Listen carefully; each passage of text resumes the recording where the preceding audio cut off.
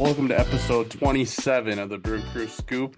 The Brewers just manhandled the Chicago teams, both of them, in a 7-game home series. And on top of that, couple Brewers took home some honors just today. So we'll get into that right away. But vibes are high. What's going on after the big week, guys?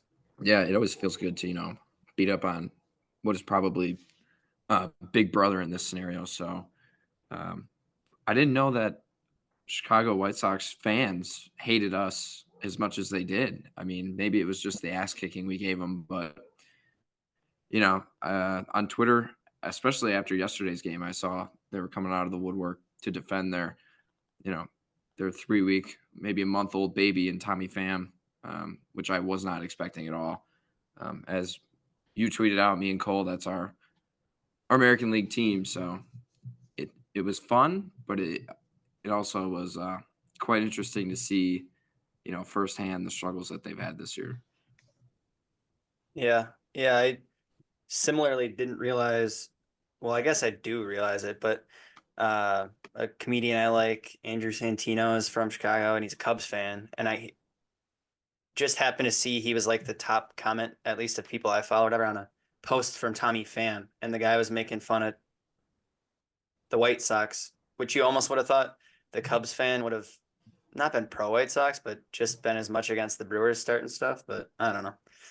Yeah, weird week of playing kind of a friend in the White Sox, but apparently not a best friend. But Yeah, we'll get into it. I don't think it really was that big of a deal, to be honest, even in the moment. But I just think it was stupid. yeah, I think everyone's pretty much on the same page. Um, Major news, I guess. I don't know that this is major, but it just broke a couple minutes ago that Robert Gasser's getting his elbow checked out. Doesn't sound like they're too concerned at the moment. Sounds more precautionary, but that does suck initially. But then big news, Joey Ortiz is named Rookie of the Month. He slashed 307, 391, 587 in May. 23 hits, 7 doubles, a triple, 4 homers, batted or 12 runs batted in, 16 runs, stolen base, and 9 walks. So Joe Ortiz was crazy hot. I hate to say it, but we were right all along. Love me some Joey Ortiz, and not Future, just because he has a great mustache. he But does. yeah, I didn't realize he had such great on base ability. He walks a ton, so I mean, I'll take that any Yeah, day. future Brewers starting shortstop. Too Don't say soon. that. Too Don't say soon. that. Too soon. Vibes are way too high with Willie right now to be talking about that. Yeah, moving in to the recap of the week. We did have an episode since the first game of the Cup Series. Just a reminder, obviously they won on Memorial Day. Then game 2, Freddie had 11 Ks in 5 2/3 with 1 earned. On the flip side of that, Ben Brown for the Cubs went 7 no hit. Looked really good. Adames tied the game with 2 outs in the 9th, and then it all fell apart when McGill took a comebacker to the arm. Luckily, he avoided serious damage. We've already seen him back in a game, but kind of looked like he looked around, lost the ball, and then just walked off the field. And Cole, I know you're not very thrilled about that he didn't field the ball, but Well, it was just really weird to it was watch weird. him like stand there and no one could go get the ball because everyone had to stay by their bag, and then the runner literally just ran from Second to I think home. second and Yeah. just because Yeah, the ball was sitting there. it I mean, did. obviously, he wasn't going to throw it, but like you could flip it with your glove. I mean, who I cares? think, It's one game. It was just weird. yeah, no, definitely. I think he did like look around for a second and not see it, and it was in like the worst spot for that to happen for no one to for him to not see it. But yeah, and then it all fell apart. That game was 1-1 going to extras. It ends up being 6-3. The Brewers both. This is what's crazy to me. The game was 1-1 at the end of regulation. Both pitchers were incredible starters, but it ends up being a 6-3 game in 10, and the Brewers used 8 pitchers. That's like Yeah. insane. So, but yeah, kind of a crazy game. Overall, glad to know that Miguel was fine because he's been a big part of that bullpen. Game 3, Yelich homered early off of Imanaga. The Brewers put 7 on him, which is more than he's given up earned all year. And Rick Perkins homered as well. Willy Adames homered in the seventh, not off Imanaga, but later in the game, and the Brewers won 10-6. And then in game four, it was 3-1 in the seventh. Brent Hudson came in, who's been lights out. Suzuki tied it with the homer then, and then in the top of the eighth, Terang had an infield single that drove in a run. But then in the bottom of the eighth, off of Hudson as well, Morel homered, and it was 4-4 again. But Gary Sanchez saved the day with the 2-run homer in the eighth off of Tyson Miller. We got an incredible visual of Craig dropping his head into his hands in the dugout right after that. A great call by Jeff Levering too. And Peguero got to save. The Brewers won 5-3 and won the series. Took 3 of 4 from old friend Craig. And then the I'm just gonna call it what it is, miserable 2024 White Sox rolled into town. The City Connects were welcome back with 23 hits and 12 runs. Yelich went 5 for 6 with 5 RBI. Terang, Contreras, and Frelick all had 3 hits. Bowers, Hoskins, Ortiz, and Perkins all had 2 hits. So that was 8 Brewers with multiple hits. Do you know what starter didn't have any hits in that game? It'd be pretty easy if you just relook at your list. The trio start. Nope. I was driving Willy Adames, which is kind of funny because other than that yeah. game, he was hot in the last week. But the one game that everybody teed off and literally everyone had multiple hits that started, Willy went over. Yeah, that makes sense. I was driving to Eau Claire listening on the radio, which actually happened to be quite a treat because I hadn't heard Euchre, and we did hear him for the Cup Series, but before this week I hadn't heard Euchre in a while, so I got to hear a whole game of Euchre. That was awesome. And then game 2, Gasser went 5 innings, 3 earned. Koenig and McGill had a scoreless inning each before Willie drove in 2 in the 7th to tie it, and then Payams, Peguero, and Milner all had a scoreless inning each as well. And Willie walked it off with another RBI single. Brewers won 4-3. And then just yesterday, Sunday, in game 3, the White Sox scored 2 early off of a really, really long first inning from Freddie Peralta. Bowers had an RBI double in the second, and then Jackson Trio had a huge 3-run homer in the second inning. And Sanchez added 2 insurance RBIs later on, and the Brewers won 6-3. So they are 5-1 since we last talked, and 6-1 on the homestand versus both Chicago teams. They're season high 13 games over 500. The other storyline that we're obviously going to talk about was in game 3. There was a play where Yelich fielded a fly ball, and Pham was sent from third questionably to tag up, and he ran way inside the baseline, kind of slid into Contreras. He was dead in the water. Kind of looked like I don't think it was dirty from Pham, but it was very weird where he was running, and he just got kind of got up and walked away, and Contreras said something to him, and they both Pham took exception to it. He had to be held back. He was shadow boxing in the outfield, and then he had a quote after the game talking about how he doesn't start shit, but he'll finish shit, and something along those lines. So interesting to hear your guys' thoughts on it.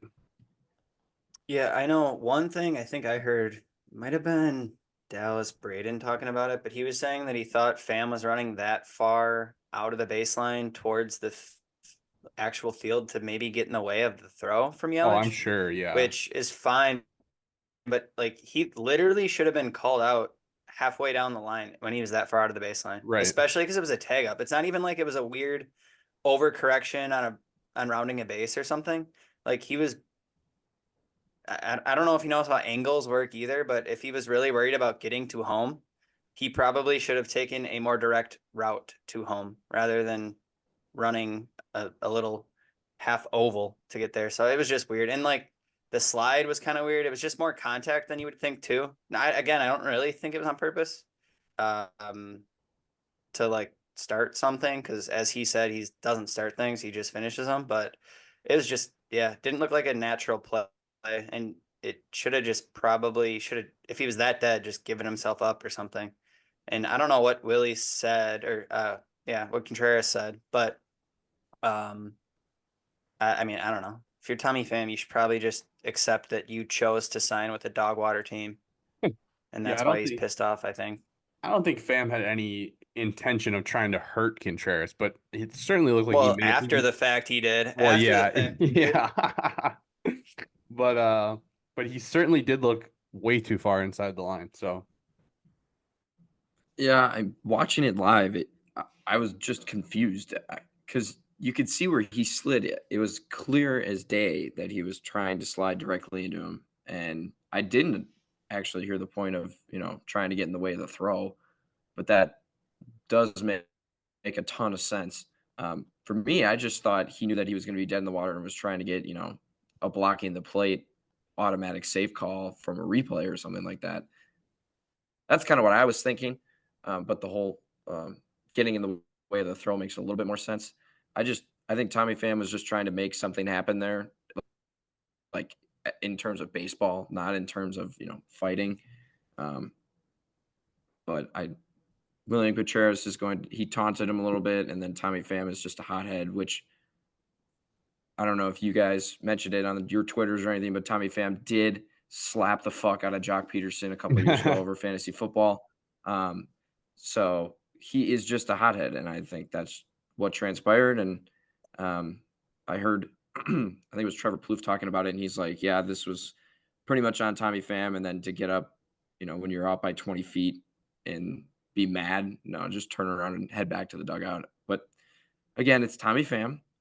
And I think if it was any other player, this would have been a non-issue. well, yeah, I think Contreras had to know that was coming, knowing that Tommy Pham being the competitor he is, kind of having a short fuse. I mean, like I said, in his defense, he did turn around after the questionable run and slide, and Contreras decided to chirp at him. But yeah, I probably would have just taken my loss and walked back to the dugout. But I don't train in the off season for in season fights, so who knows? Yeah, And that's probably why he stayed unsigned until the Yeah. beginning of May. If you're gonna mess with someone on the baseball field, I'm not gonna have it be the guy that got stabbed outside a strip club. So Yeah. The Tommy Pham lore just continues to grow. I forgot what podcast it was, but they were talking about they should do a tag team in the off season with the Contreras brothers, and then Tommy Pham gets to pick someone because there's some, I don't know, Contreras got a little fire to him. Both got that catcher grit. We also got a pretty great quote from Pat Murphy out of the situation. When he was asked about it, he said, Tommy is just trying to say, I can play for you guys, man. Bring me over there. See, I'm just like you. I can do that. And then he said, I like Tommy Pham. He's been criticized, I know, for a number of things, but he plays with intensity and competes hard.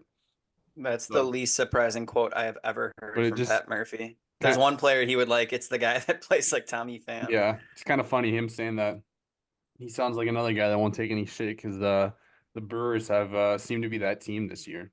Cool to see. I will say I'm happy Tommy Pham wasn't on the Rays earlier this year because I think that little tussle might have went down a bit differently. Yeah, seriously.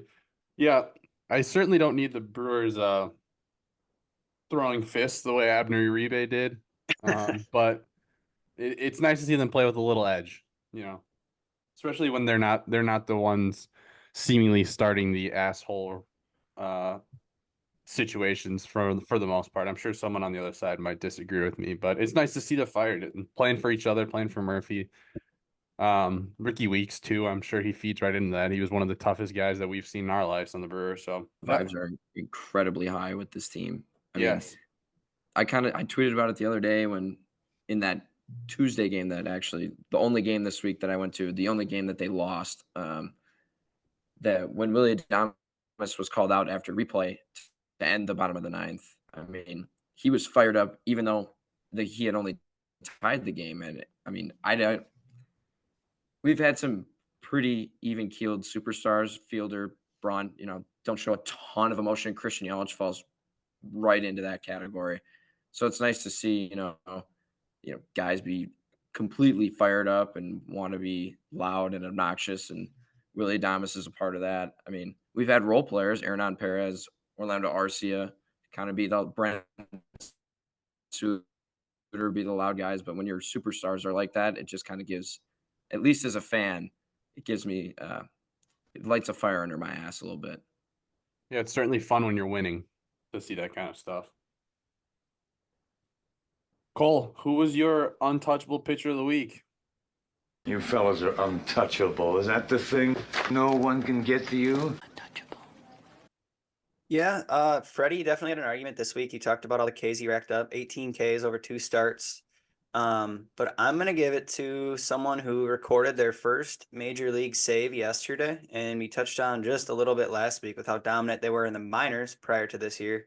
But in the majors in the last week, Enoli Paredes was dominant. 5 innings pitched, a save, a hold, 1 hit surrendered over those 5 innings, 1 hit by pitch, and 3 Ks. So it's about as clean as you can be. Yesterday, Kevin Herget also was nasty and did a job in eating innings as well. So those are a couple of the lesser discussed guys that have done a job for the Brewers this year. But there's a lot of guys that pitched pretty well this week. Thus, we had quite the successful week. Yeah, I wanted to give a shout out to Kevin Herget. He had Friday went 2 scoreless with the K, and then yesterday, Sunday, went 2 scoreless with 5 Ks as well.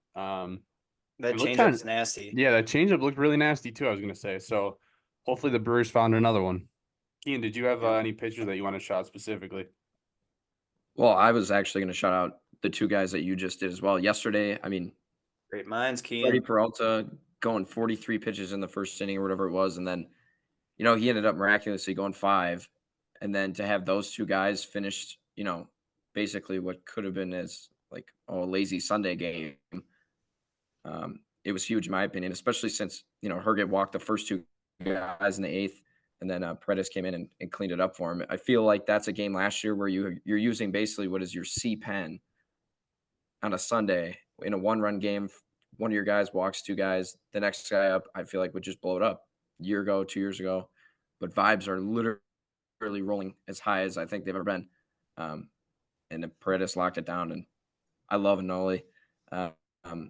He's my new Tiago Splitter. I just got to find a nickname for him. He's already a little more successful than Tiago Splitter, but yeah, I think too, it's something that people have talked about being worried about Murph overusing guys, blah, blah, blah. And as long as the lower, which they're still good, but end of our bullpen can do stuff like this, it's awesome for the long-term flexibility of the bullpen. And it's kind of funny that, not funny, but prior to the game, Adames and Contreras were not going to play, and then they demanded to be in the lineup, basically. So you could tell that I don't want to say Pat was disrespecting the White Sox, but he was going to sit 2 of our best, 3 to 4 players, hitters, and then his bullpen thought for this game was clearly to not touch any of like our top 3 bullpen arms. So he was like, "We're just going to let everyone else eat some innings today," and obviously the Willies fought their way back into the lineup, but the bullpen guys got it done. So Yeah, that's good mention of Willie there. Perfect timing for the award he just won and the hot hitter of the week. I have to have a guess who the front runner is. Cole, who's your hot hitter of the week? Stop dropping on fire, Rickie Bobby. I'm on fire. He's so hot right now. Joey Ortiz. Wow. Okay, going off the board. I mean, not really. No, I'm kidding. Technically, Willie had the 3rd highest OPS in the last week, and he did not have the most WRC plus either. Well, I guess that's correlated, but actually, Yelich had the highest OPS since we last talked. But I'm giving it to Joey Ortiz. 21 at bats, 4 singles, 4 doubles. He also had 4 walks, 7 runs, 3 RBI, and a steal. But yeah, I also have Adames's counting stats since we last talked. He had 22 at bats, 6 singles, double, a home run, 6 runs, 7 RBI, and 5 walks. And Yelich had 23 at bats, 6 singles, 2 doubles, a homer, 5 runs, 8 RBI, 4 walks, and a steal. So everybody was getting it done. I know one that just popped in my head when I was reading through the stat lines was Willie. I guess one of those 6 singles, he could have had 2 doubles, as we saw in that extra innings game. I was with my grandpa yesterday. He was real riled up that Willie went for second on that one. And then we ended up losing. I'm like, I don't know if it really would have mattered, but maybe. But either way, he was pretty close to having another double. Maybe that would have bumped him up above Joey Ortiz, but didn't quite have it. Yeah, that's funny, Cole, because your grandpa sounds just like my boy, John Picar. He was very upset that Willy Adames had went for that double, and I was like, well, in the ninth inning right there, I mean, if he gets to second base, it just made a lot of sense. But I thought John was, in the wrong. But now I hear other people are thinking the same thing. That is a take I didn't think I'd hear not once but twice now. Yep. Yeah, and I can't believe we got this far into this week's hot hitter segment without saying that Willy Adames won NL Player of the Week. So some timely hits too. That's the other thing. Yep. Maybe didn't have the number one stat line, but had 3 or 4 really timely RBIs. I do want to say too, timely hits, a guy that probably won't play enough to really get this award unless he does something crazy. But Gary Sanchez had a couple of really big hits this week. The homer you talked about, but yesterday's game, it was not. I mean, it was a 1-run game, and it was obviously we wanted to leverage some of the less used arms in the bottom of the pen, and he didn't hit one of his cracking bombs or whatever we're calling the rockets he normally hits, I guess, when we talk about him. But instead, he just kind of went with a ball and dunked one into the outfield and scored two guys. So I wanted to give him a little shout because he just was getting it done in a different way than people think of Gary Sanchez. Yeah, he's been great as a backup catcher. Even after the quote unquote slow start, that was only a couple weeks. He's been really good for his role. Someone please. Yeah. Oh, go ahead, Keith. Go ahead. No, go ahead. Say, Gary Sanchez. We've been kind of our catchers, the 1-2 tandems that we've had the past couple of years. We've been a little bit spoiled, in my opinion, because normally your backup catchers aren't supposed to be, above average hitters. But Caratini was borderline, but Manny Pena, Omar Narvaez, those were 2 guys that. I mean, Narvaez was an all-star. I mean, then he's currently Manny available, Pena I believe. He got DFA'd last week. I can't believe that that's true. But we've seen worse fall-offs. But Manny Pena, fan favorite in him a couple years ago, and then obviously Caratini, Omar, and then William Contreras and Victor Caratini, and now you have Gary Sanchez as your quote-unquote backup catcher, when in reality he probably could be an everyday DH or catcher on 2/3 of the league. So it's just impressive, and I enjoy Gary quite a bit. When you were going through the backup catchers of years past, you left out Maldi. He might not be plus bat. I did see him. He was the one holding back Tommy Pham the other day, and it was nice to see an old face. Maldi's the man, but I'm pretty sure he's hitting 079. I know it's under 100. What is it? I think it's 079. I saw someone say that his batting average would not get a DUI. Yeah. Oh yeah. I think it went down since then, maybe though. But yeah, he still has the leather, so we'll give it to them. Because I mean, I'm kind of surprised they even signed him, because Corey Lee's actually been pretty good for them. As an aside, he's one of the few guys that have been at least decent, but they've been DHing him a lot, which I don't know. Who cares? This isn't the White Sox scoop, so not anymore. It's not. Yeah. After that fight. Yeah, like what? I do want to say though, one of the time the bench is cleared. Did they clear for us though? I don't think so. I just saw a couple of their guys, and next thing you know, there was shadow box, and that was no one really can actually got close to each other. So because Pham had already started walking away. Someone please drop some stats on me, please. I need some Statcast. If it would have been, sorry, but I have to say, if it would have been last year, I think the White Sox would have started fighting each other. Yeah, seriously. We heard about. Yeah. So Statcast, couple things I just dove into, mostly because the games the last week brought them to my attention. Blake Perkins, his outs above average is 98th percentile, so he's basically the best in the league at outs above average in center. He's got 6 currently.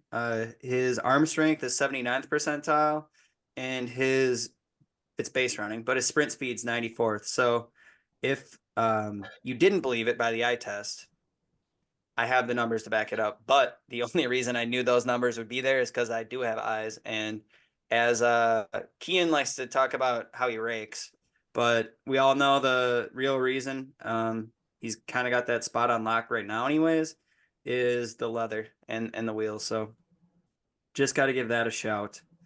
Kian, do you want to say anything about your beloved? Not a ton of people saw my tweet about Rake Perkins the other day, but he can play the piano, which is something that I would have never guessed. So that was quite interesting. Not only is he one of the greatest defenders in the league, he rakes and he plays the piano. I mean, he could have my babies. Yeah, I was gonna say I don't know that I go that far, but what I was gonna say is huge miss on my part from the weekly recap to mention that he had what 3 incredible catches? What is it? 2 homers robbed and 1 kind of circus catch on the track. So what a week from Rake Perkins. Also had a dinger, which Oh yeah. any week's a good week when Rake Perkins is raking. Mhm. Yeah, he has been incredible in the field and at times been really, really good at the plate as well. So He puts a smile on my face.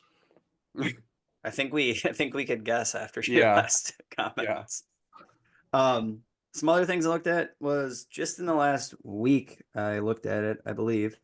But it was some of the bat tracking stuff, which the more I look at the data here, I think its biggest use is definitely going to be like year over year to look at if a guy's, squaring up less balls or if he's noticeably swinging slower from the prior year, because currently when you look at it, it all just kind of makes sense. The guys that hit really high slug and low average, they swing really hard, and the guys that hit for average and don't slug swing slow and square up a lot of balls. So the graph's kind of redundant when you start thinking about it, but I think it'll have its uses over time for sure.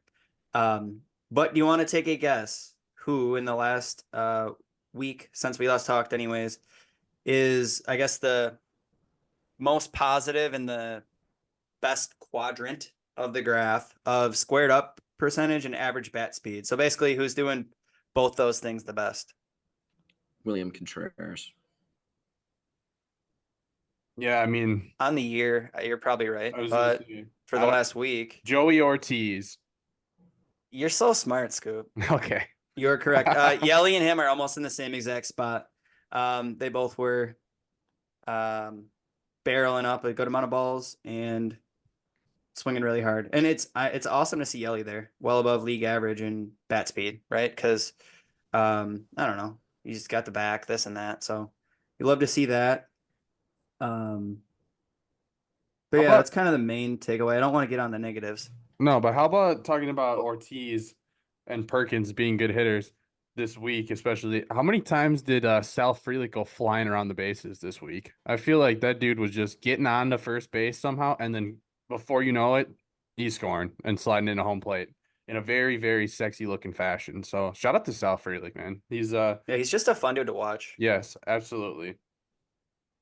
And then I was going to talk about, I have some of the year-long bat speed metrics, and I was curious if you had a guess as to who our average bat speed. I think it's like the top 90% of swings, so they take out basically your takes. You want to guess who our fastest average bat speed is? You both get one. I'm gonna say not Contreras, because there was an emphasis this year on him just putting the ball in play a little more, because I feel like that would be too obvious since he still hits the ball hard. So I'm gonna guess our hardest swinger is Jake Bauers. Coach Kean? Part of me wants to say Yelich, but I know that's not right. So I'll stick with that anyways. Fastest average bat speed, Mr. Oliver Dunn. Oh, that but makes he sense. needs to make a little more contact. Second is Contreras, and he's still at 74.9. Behind Dunn, it was 75.3. So he's close. Ortiz is actually third. Adames is fourth. Bauer's fifth.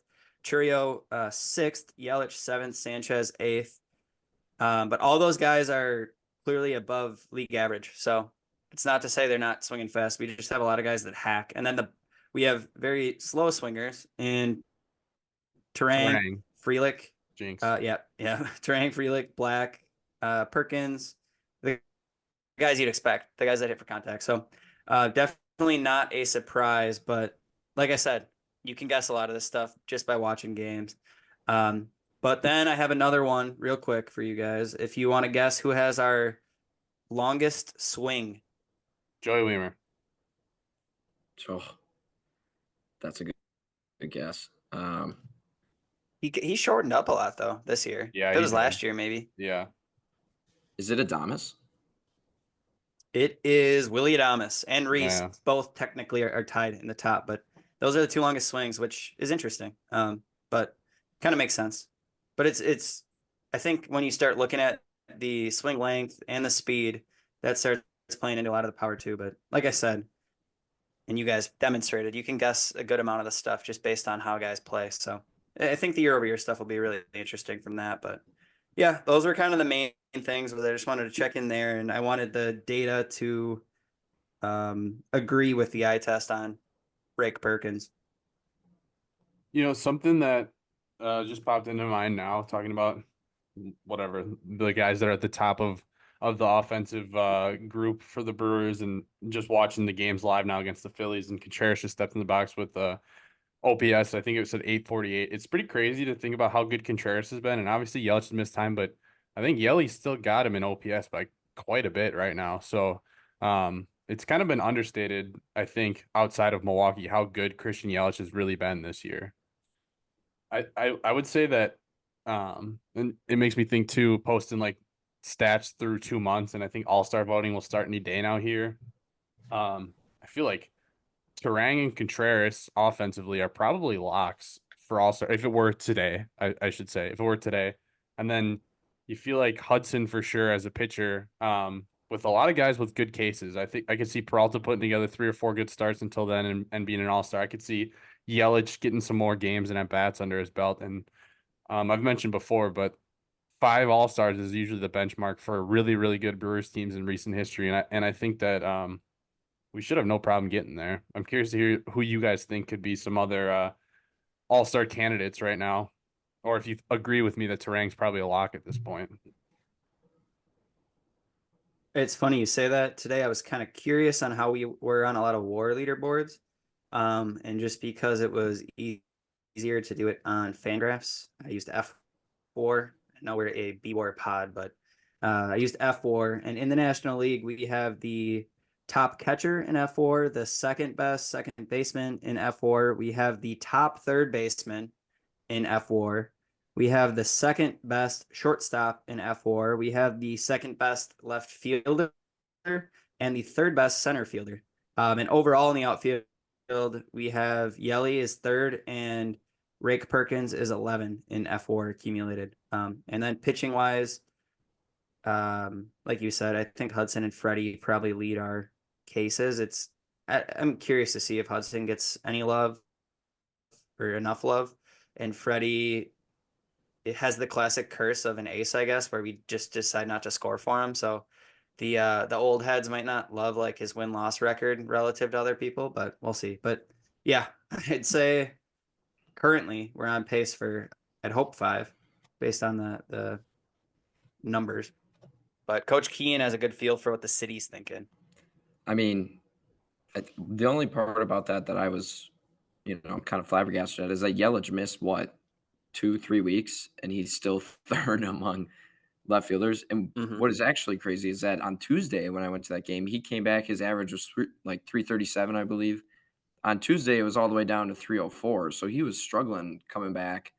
And then obviously had the huge Wednesday, Thursday, Friday, Saturday, Sunday. So if he can keep it up, and then obviously Adames can keep it up, I would guarantee you that those two are locks. Yeah, Ortiz, Yelich, and Adames are kind of like on the brink. I feel like Ortiz and Yelich, they can do it consistently because Ortiz wasn't an everyday guy to start, just meaning, and Yelich was out. That's all I mean by that. I think that, and then just the name recognition in the NL, like Joey Ortiz is going to be up against Nolan Arenado. He's going to be up against Austin Riley. He's going to, you know what I'm saying? Obviously, the numbers say one thing, but and along those lines, Mookie's taking a shortstop spot this year, so that bumps Willie down 1 spot at least. So shortstop's always crowded. So Willie will have to stay hot for another month to make it happen. And the fan voting is always just, yeah, exactly. I actually don't think the names. I feel like the fan voting, whatever. We don't need to debate it. I feel like it's not that bad. If Joey Ortiz and Brian Hudson are both all-stars from fan vote, I'll give you the nod on that one. Oh, fans only vote for the starting lineup. That's it. Yeah. So they won't be. But yeah, All right. Well, looking at the standings, everyone in the division is under 500 besides the Brewers, and the Brewers have the largest division lead as it sits with a 7-game lead over the Cardinals. Cubs are 7.5 back now. They have been struggling. And then familiar faces around the league: Dodgers, Phillies, Yanks, Guards, Mariners leading the division still. The White Sox are 15-45. Gotta love it. And then moving into the transaction portion and injuries, Gasser, we saw, is gonna get some imaging, or at least get looked at by a doctor, it sounds like, for his elbow. We'll find out more as the days come. But DL Hall is expected to rejoin the team in Detroit, hopefully. And then Jacob Junis is headed to Arizona and then possibly Nashville for a rehab assignment. And Mitch White was DFA'd, but he cleared, it looks like. So he will be staying in the org for now. He cleared? Although I don't know that we'll be using him again. I don't know if there's any other transactions that I missed, but I think that was pretty much it. Around the farm.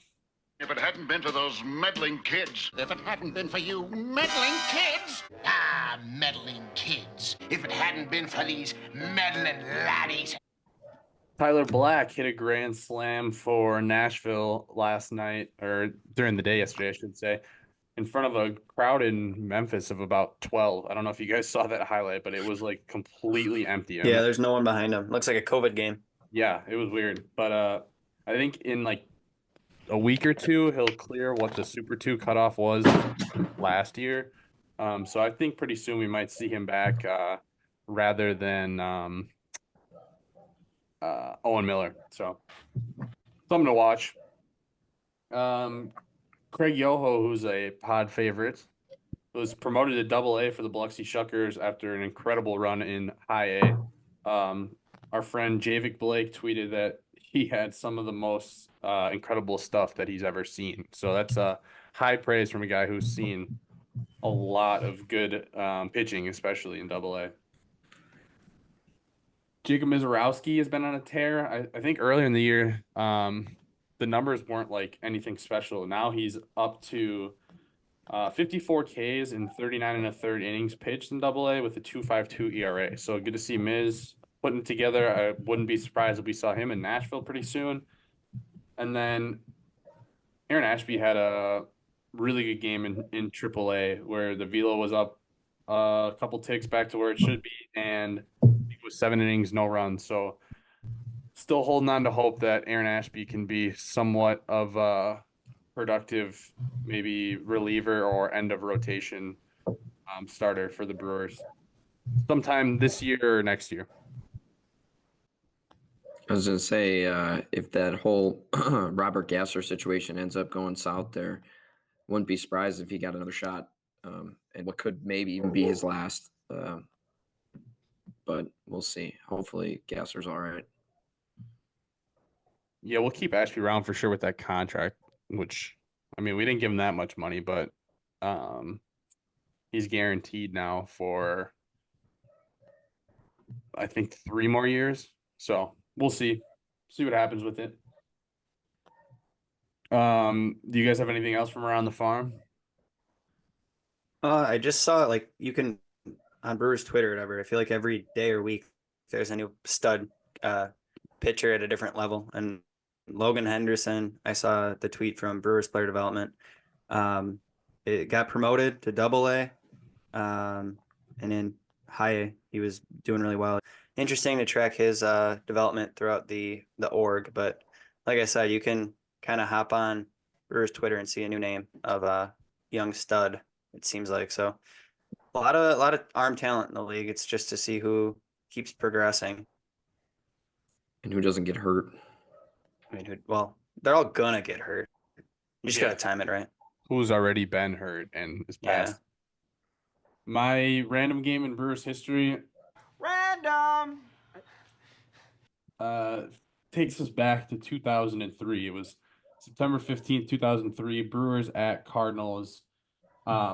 Wes Obermiller was the starter for the Crew, and Brett Tomko was the starter for the Cardinals. Gantner and Hall homered in this game, but the Brewers lost 11-2. The reason this is significant is because 2003 second overall pick, Rickie Weeks, made his debut just a couple months after being drafted. In the bottom of the 8th inning, he pinch hit and popped out to second base. This was back when there was a million September call-ups. He went 2 for 12 in 2003, and he had to wait again until 2005 to make it back to the major leagues. So kind of cool because I would pinpoint pretty much this game as the turn of, if we're talking, obviously we could talk like more recently, like the Craig Counsell to now era, but the turn of Brewers baseball from being miserable to most of the time competitive. I could feel like we can almost pinpoint drafting Rickie in June of that year, and then his debut shortly after in September. Of course, right after that would be when Prince comes up with him in 2005, and then Braun in 2007, and the rest is history. So I thought that was cool to talk about the Brewers' current associate manager, Rickie Weeks. I've tried really hard to find film from that game, and no luck. I'd love to see Rickie back in 2003. Yeah, no, Rickie is definitely one of my all-time favorites. My buddy Cody, that's his favorite player growing up. Many great moments, many leadoff home runs. It's kind of crazy to me from a Brewers standpoint that they had a player on their major league roster in 2003 and in 2014. That's 11 years. You don't hear about Rickie being that guy that kind of stuck around. But in all reality, he was in, even though he missed the entire 2004 season, being in the minors, it's still crazy to think about 11 years or 10 plus at least seasons with the Brewers. I always thought Rickie would have been one hell of a Brewers outfielder. Yep, he didn't want. But he did not agree. And he was a terrible outfielder with the Seattle Mariners, though. Something else to note from that too is Rickie was 20 when he got called up, so Jackson Churio's age. Or actually, wasn't he just coming off like the Silver Spikes Award? I think so. He turned 20 2 days before that, actually. So he actually made his debut like a month younger than Churio did. Kind of cool. All right. I don't know if you guys have anything for smaller MLB news that we didn't mention, or I can just wrap it all up into final thoughts. I didn't really have anything particular from around the league outside of what we already touched on. I know Vladdy's playing third again, so just keep an eye out there. Did see that. I'll throw a short, quick shout out to our boy, Bruce Twitter favorite, Hunter Renfroe, batting a McChicken these days, $178, with 4 home runs and like 20 RBIs, and for a really good Kansas City Royals team so far. So big shout out to him. Sounds like his run is coming over. And I was actually going to ask Cole, he said from year to year, the bat speed. I wish it was there, in 2022 to now, to see if his bat has just completely slowed. So, I would rather see Jesse Winker's bat speed from the prior year to last year, and then even now, because that's a guy where it's like, what? I forgot what player he's been asked recently, though. So, yeah, I know. But he's regressed. Renfroe's actually been better than he started, like terribly. Oh, so he's on a 5-game hit streak. Yeah, I was going to say he's 5 for his last 15. Yeah. Yeah, I was looking at it earlier, but I was going to go into more depth, but you would rather just shit on him. Since he's an ex-Brewer, you're fine. You don't have to hold back. I always liked Hunter Renfroe. I mean, but you hear seems the like no one else out did after he leaves. Yeah, it's kind of hard to root for the guy. So, especially, actually, I'm going to keep that comment to myself. So let's continue. I don't know if there's really any other really big news. No, I don't think so. We're just gonna say the upcoming schedule. Hoskins returns to Philly tonight with the Brewers, the 41-19 Phillies, who just took the lead right now, 1-0. Koenig opened and Wilson is in here in the second. Spoilers. Mm-hmm. And then after it's not a spoiler though. Spoiler for us, not for a listener. Ian forgot we weren't live. Go inside and watch it from the beginning. What do you watch? You watch from the beginning. That's I respect. Well, sorry about that. they head to Detroit after that, and they come home to face the Blue Jays. My beer of the week. I stopped 9.7. I'll have a brewski, Charlie. I stopped at Leinenkugel's in Eau Claire. I've never been before. Pretty cool to see. So shout out to Leine's for their grapefruit shandy. It was refreshing. What would you give it? I don't really want to rate it because if it's good, you guys are gonna make fun of me, and if it's bad, then like when I If post it's bad, it'll be a 7. Leinenkugel's isn't gonna shout us out. So It's right over Kean's shoulder. He's already given free ads. I mean, I'm no disrespect to Leinenkugels. It wasn't my favorite. It was fine. I don't know. Yeah, your favorite's a pineapple milkshake beer. Ooh, I don't that's think good. they want your money. Shout out Broken Bat. There's something good about the Leinenkugel's Juicy Peach that I'll give a shout out. Alyssa, my girlfriend likes that beer. I will give a huge shout out.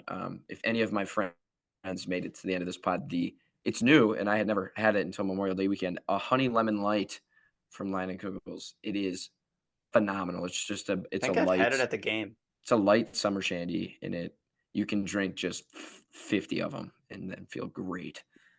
So that was 50? my Memorial Day. My Memorial Day weekend was spent enjoying some honey lemon lights. Scoop, I know the one thing that we didn't touch on directly, but now it's the month's over. The Cubs didn't win a series in the month of May, and we were happy to be a part of that. Absolutely. Yeah, it kind of plays into their fall, but they are a team that obviously we know they still have the pieces, so we'll have to keep an eye on it. But it is kind of crazy to have the best manager in baseball and not be able to win one series Mm-hmm. in the month of May. I don't know if he's the best, but he's definitely the most expensive. And then I just had two final thoughts. One thing, we got a DM from Keon Broxton Enjoyer. He asked us to bring this up on the pod. It was in reference to Brian Hudson and prime Josh Hader. So who you guys taking in that scenario? I'll take Brian Hudson. I'm just kidding.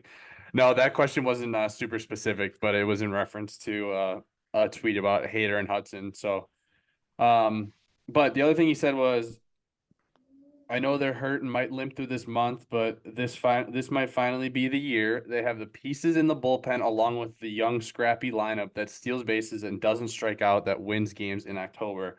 Call me crazy, but this is the most confident I've been in a team since 2019. And if Yelich didn't get hurt, they win that ring. I don't care.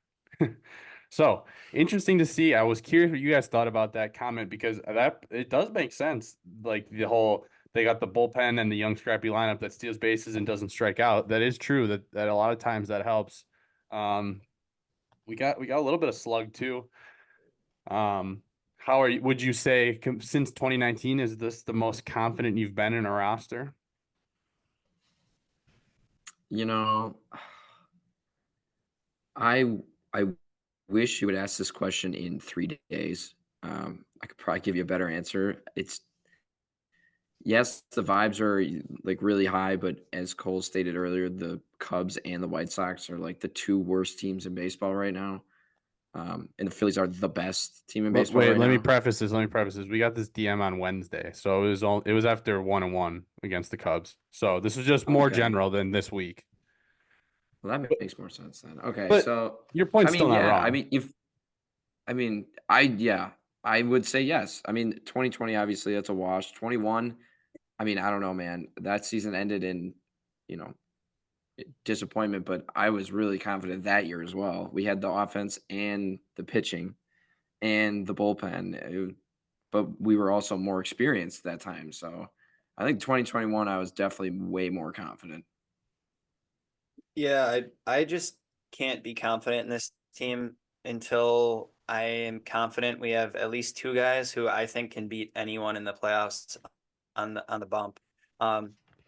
We just need another starter, in my opinion, for me to think. Because all those points you said were true, but what part of the team did you not hit on when you went through the scrappy offensive lineup and the strong bullpen? Right. You left out the 3 or 2-headed monsters that we've had in years past, but I mean, yeah, it's awesome to have the offense. But I was actually just thinking about this today because someone was giving some love to the Mariners, and obviously their rotation's nuts, right? Brian Woo's their 5-man. And I was thinking about them, and like if it was Brewers Mariners, because they haven't really hit much this year at all.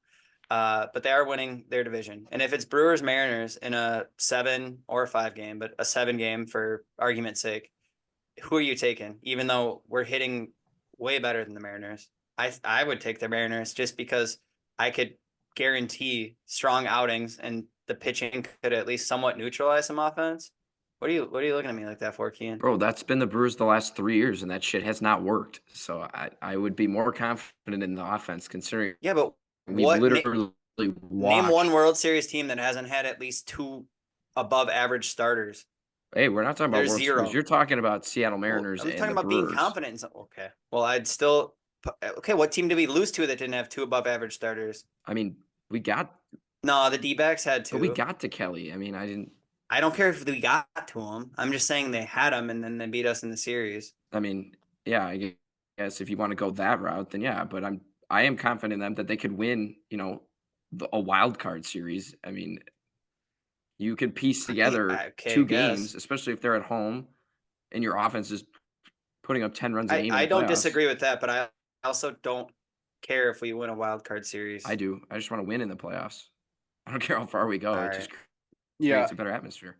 I think that I think the way the question was phrased from Keon Broxton and Joyer was more just confident in general with winning in the playoffs. I wouldn't take that as just winning one series. I would take that as more like making a World Series, potentially winning one. And I think we all pretty much, you both hit it on the head with kind of what I'm thinking is, and him as well. Yeah, the bullpen seems great. The defense is great. We have we have the diverse offense that will slug, steal, bunt, hit for contact. Young, fun, good group of guys playing for each other, it seems like.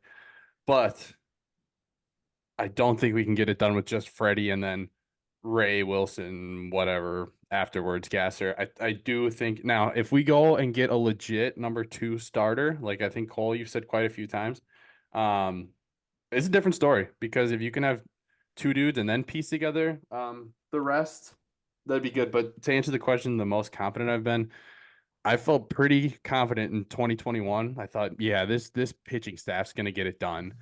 And then last year, I thought, man, we don't have to use a 4th starter until game 7 of the NLCS or whatever it was. And then Woodruff got hurt. So, yeah, I don't know. I got a different lens that I'm looking through with the whole pitching. But I will say, even though all the rest of the pieces are looking to be in place, we need one more.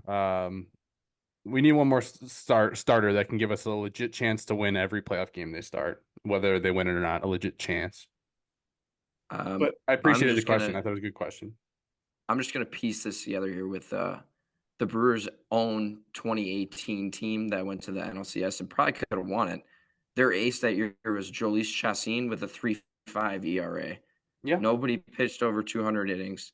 And they had 3 guys that had an ERA plus over 100. One was at 100, and then the other 2 were in the 90s. So you can win with, average. I mean, it's not impossible. The only thing I'll say about that is they had Hader, Burns, and Peralta all in relief roles. These are guys that Hader in a long relief role, and then 2 guys who end up being legit major league aces that have it in the bullpen on top of that. And they had the Brian best Hudson, offensive. DL Hall. Right. They had the best offensive player in baseball.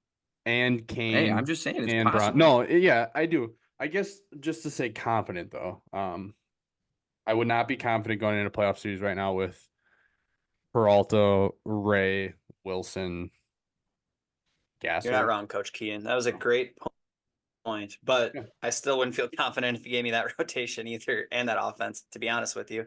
I don't You care. know I what? still just think you need the rotation to win what we want to win. I guess if our goal is a wild card series, we're okay. But I would rather have us be playing to win a World Series. And to do that, I think we need more than just our current starting staff. I mean, I agree with you. I'm just saying it's not impossible. You made it seem like it's impossible. It's not. Well, did we win the World Series that year? Damn, we were close. And it wasn't because of the pitching. Okay, well, did we win the World Series that year? Well, we could say that about every year. I know. No team. You've never You're been right. confident in a team then? I mean, I don't know. We've had 3 aces and it hasn't worked. We've had a great offense. It hasn't worked. It's all about who gets hot. I mean, It is. I don't know why you need 2 aces. Also, To just win to 2 games. finish, also just to finish the point though that I had about that bullpen too. Not only was it like a crazy good middle and long relief, then at the end of it you had Soria, Knebel, Jeffress. Like it was just probably the craziest like bullpen at one time that I think we've ever had. On top of that, having the MVP, which we may have the MVP again this year, but then, yeah, I don't know. It's not impossible. The only other final thought that I had was we have been following along with Birmingham-Southern, the school who Not anymore. yeah, they shut down the school on like May 15th. So since their baseball team, their D3 baseball team made it far enough in the playoffs, they were playing for a school that no longer existed. And UW-Whitewater was tweeting, close the school. And in the, I believe it's a national quarterfinals. Yeah, no, Whitewater UW won Whitewater. they won their first game today as well, and forced another game, I think, to be played tonight in Nice. their playoff reign. And that kind of ties into what yesterday I had on. Whoa. What was it Whoa. Let me finish. Whitewater walked it off with a home run. I didn't tell the fans how it ended if they didn't know. All right, go ahead. Yeah, they did. I was just gonna say I was watching Squeeze Play, I think it's called on ESPN Plus, but it's when they have like 6 boxes of college baseball going on in the regionals. And I think there's still 2 games to finish up today and then super regionals this weekend. So if anyone doesn't follow college baseball, and admittedly during the regular season of college baseball, I am not the best fan, but super regionals and then obviously the World Series is a super fun weekend just to watch. I don't know, crazy stuff that I feel like watching the major leagues you don't see as often, but especially with the one yesterday where they have like 6 games on at once and you can bounce around on literally to like all these different plays that you think, when would that ever happen? And they're happening in these giant games. So it's always just kind of fun. There was one yesterday where the ump was blocking a player's route home after he like juked out a catcher, getting caught going home on a ground ball to third, I think it was. And it was just funny to watch the umps and coach kind of get through the situation because it was like there's not really anything they can do about it. They can't redo, so he's still out, but just crazy stuff. So college baseball. I'll definitely tune into a little bit of that playoffs. Kean, take us home, buddy. What do you got for us before we say bye? Anything? What should the fans think about this week? If they get swept or sweep, don't get too high, don't get too low, because you still do have not know how sports fandom on Twitter 3 works. full months left. Ian, you just said that you didn't want to answer that question until after the series to see how we fare against the Phillies, and now you're telling fans not to overreact to one series. I'm just saying, you can't. You're be just like, the best example because of a riled up Brewers fan. Yeah, pretty much. I would have to tell myself that, All right, go Brewers. But go Brewers.